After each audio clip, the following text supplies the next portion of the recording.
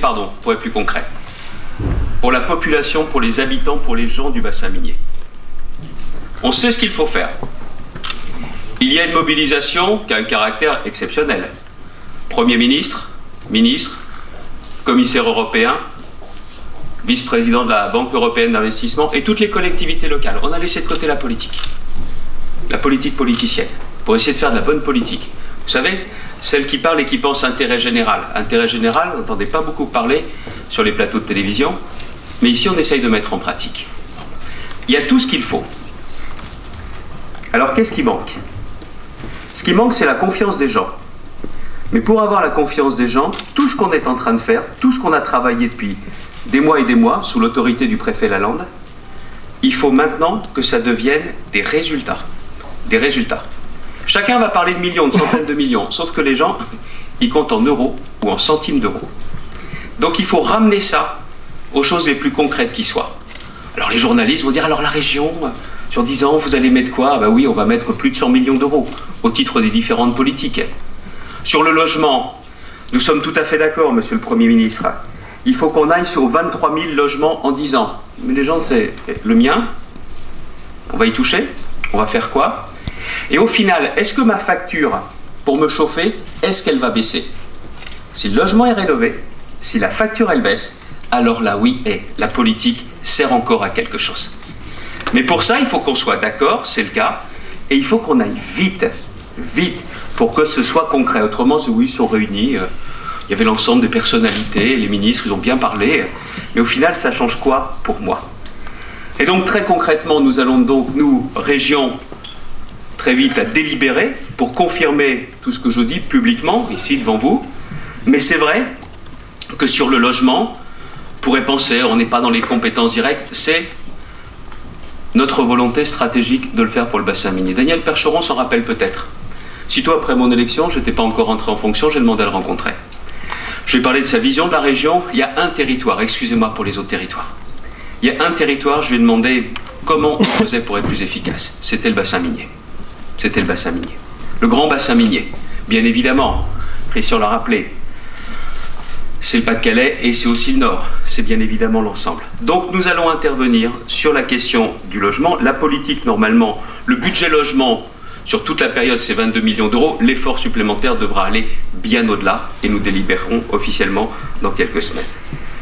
Le bassin minier, son histoire, c'est le travail. Alors son avenir, ce sera aussi le travail. La première de nos préoccupations, vous le savez, dans ce bassin minier frappé par le chômage et par l'emploi, je vous ferai grâce des statistiques, parce que derrière les statistiques, on oublie les gens. On oublie les gens qui ont perdu espoir, les gens qui baissent les bras, les gens qui n'arrivent pas à boucler les fins de mois. C'est très concrètement du RSA, comment on aide les gens à sortir du RSA, comment on les aide à revenir vers l'emploi, ce que fait aussi la région avec ses nouvelles politiques. Et puis aussi, si vous me permettez, comment on aide aussi les gens qui travaillent, il y en a beaucoup aussi dans le bassin minier, à pouvoir joindre les deux bouts. Parce que le problème de notre pays, c'est que quand vous avez aussi des gens qui travaillent et qui n'arrivent pas à s'en sortir, c'est pas un pays qui va bien. C'est la raison pour laquelle nous avons mis en place l'aide au transport pour ceux qui ont besoin de voitures pour se déplacer et que nous avons mis aussi en place l'aide à la garde d'enfants. Mais il faut aller plus loin. C'est aussi l'économie sociale et solidaire. Nous avons entendu, monsieur le Premier ministre, tout à l'heure des nouvelles propositions. Ça nous intéresse, on veut faire davantage en la matière. C'est aussi l'artisanat, et notamment Christian Poiré a insisté là-dessus. Oui, il faut conforter l'offre en matière d'artisanat sur le bassin minier. C'est la raison pour laquelle la région s'engagera sur le CFA dans le Douaisis, au-delà même du CFA d'Hénin-Beaumont et aussi du CFA de la Fondation d'Auteuil de Los-Angeles. On s'engage et on va plus loin. J'ai oublié de le dire. Avant notamment de travailler, il y a aussi la formation. C'est la responsabilité de la région. Il nous faut un internat. En visitant l'ICB à la Lens, voilà quelques mois, je me suis rendu compte que nous n'avions pas d'internat sur Lens. Il en faut un, nous nous engagerons. Ça sera plusieurs millions d'euros. Certains nous disent plus de 2 millions d'euros. Il faut absolument un internat. Mais c'est aussi les nouvelles technologies. L'avenir sera aussi aux nouvelles technologies. Sur ces nouvelles technologies, Euratechnologies est un formidable vaisseau amiral pour la région. Aujourd'hui, c'est à Lille. Euratechnologies a la vocation d'essaimer. La région est prête à financer les études et ensuite à favoriser l'installation, c'est-à-dire, pardonnez-moi, concrètement à mettre de l'argent pour développer l'essaimage d'entreprises, de start-up dans le cadre des nouvelles technologies. Et je le dis notamment au maire de Lens, plus vite vous déciderez d'y aller, très vite la région délibérera, comme elle l'a fait clairement sur d'autres territoires.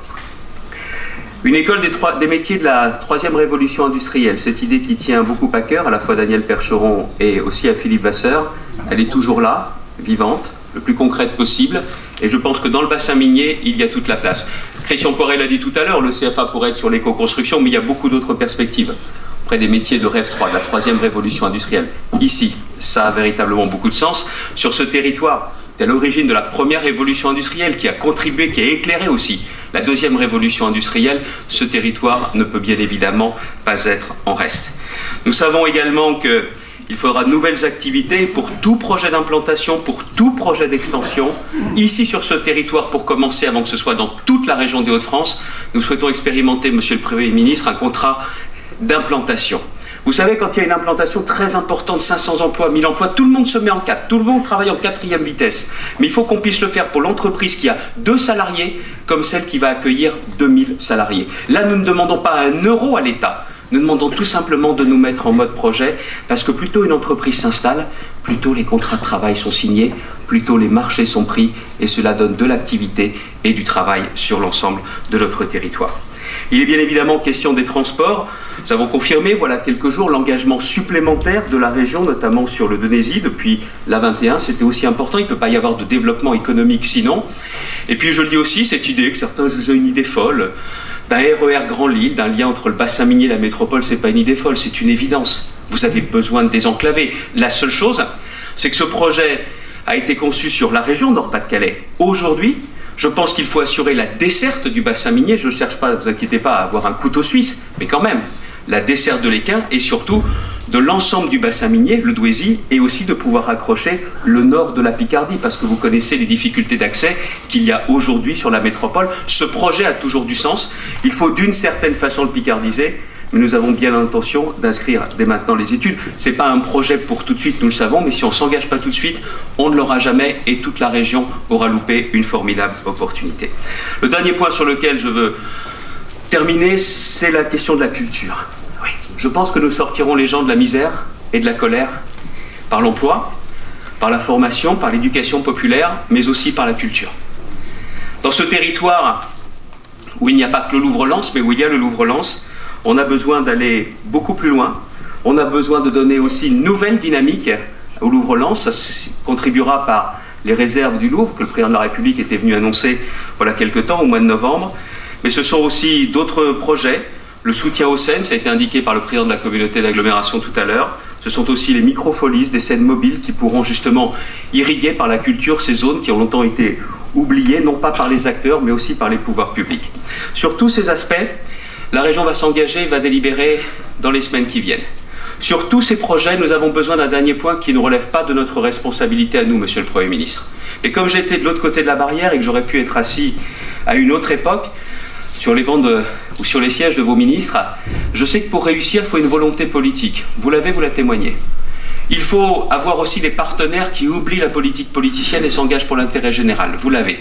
Mais il faut aussi un mode de pilotage de l'État avec un porteur du projet, un peu comme ça a été fait avec un sous-préfet de Toyota pour Valenciennes, quelqu'un qui coordonne, quelqu'un qui casse ce qui fait le drame français, le cloisonnement, un peu comme il y a eu avec le préfet Chérec pour la réindustrialisation, un peu ce que nous faisons avec la réindustrialisation avec Philippe Vasseur, quelqu'un qui porte tout ce dossier du bassin minier, quelqu'un qui puisse justement, par sa connaissance du terrain, très rapidement être opérationnel. Je suis sorti de mon rôle, Monsieur le Premier ministre, excusez-moi, parce que bien évidemment, c'est là la responsabilité de l'État, mais pour la région comme pour les autres collectivités, il y aura une sorte de guichet unique, un porteur clairement identifié. Je pense que ce serait important pour que, encore une fois, derrière tout ce que nous venons d'annoncer, les gens se disent, ils nous disaient que c'était l'opération, le rapport de la dernière chance, eh bien ils ont peut-être compris, eux, les responsables politiques, que cette dernière chance, il était temps de la saisir. J'aimerais bien qu'on puisse dire qu'on l'a saisie et que leur quotidien puisse être amélioré et que ces enfants qu'on voyait tout à l'heure puissent se dire aussi qu'il y a du boulot et un avenir dans le bassin minier.